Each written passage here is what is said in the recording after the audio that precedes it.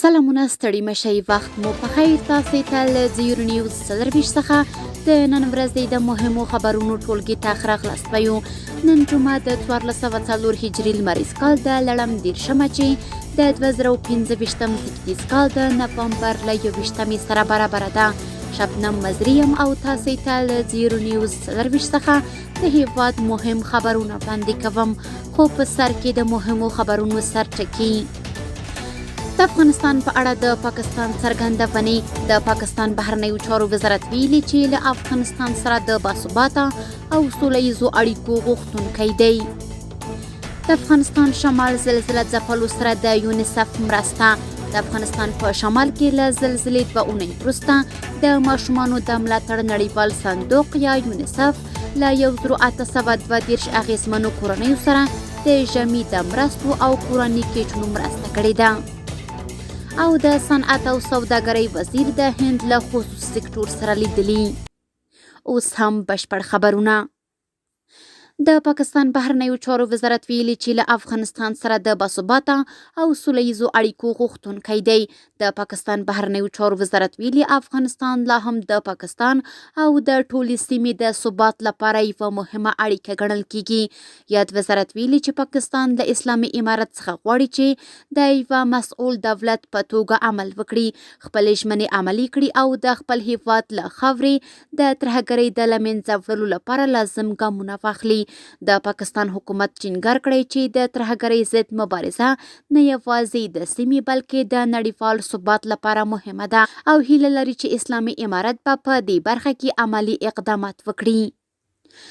د افغانستان په شمال کې له زلزلې 2 اونۍ وروسته د ماشومانو د ملاتړ نړیوال صندوق یا یونیسف له 1832 اغیزمنو کورنیو سره د ژمي د مرستو او کورني کیټونو مرسته کړې ده.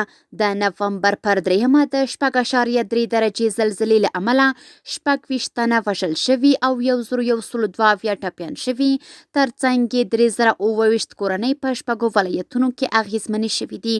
دغه راز 840 کورونه نړیدلي او 2153 نور زیانمن شوي دي.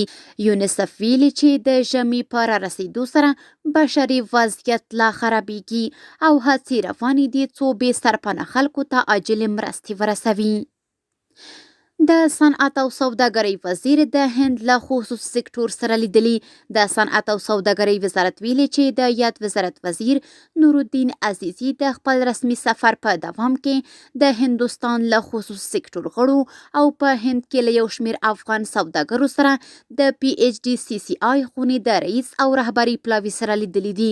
دغه وزارت ویلي چې د یادې خونې رئیس د دواړو هیوادونو ترمنځ د خصوصي سکتور د ګډو همکاریو ډاډ ورکړی.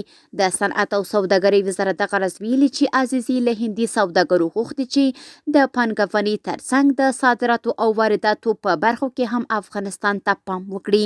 نوموړي زیاته کړې چې د وارداتو او پانګونې په برخه کې د سمنټ، دوا، خوراکي توکو او ټوکر سکتورونو او د صادراتو په برخه کې د پنبې، تازه او وچو میوو سکتورونو کې فعالیت کولی شي. دغه راز عزیزي د هند خصوصي سکتور ته یې د همکارۍ ډاډ ورکړی. او وروستی خبر همدا چې په قرغیزستان کې د اسلامي امارت او هند سفیرانو پر 2 اړخیزه اړیکو خبرې کړې دي.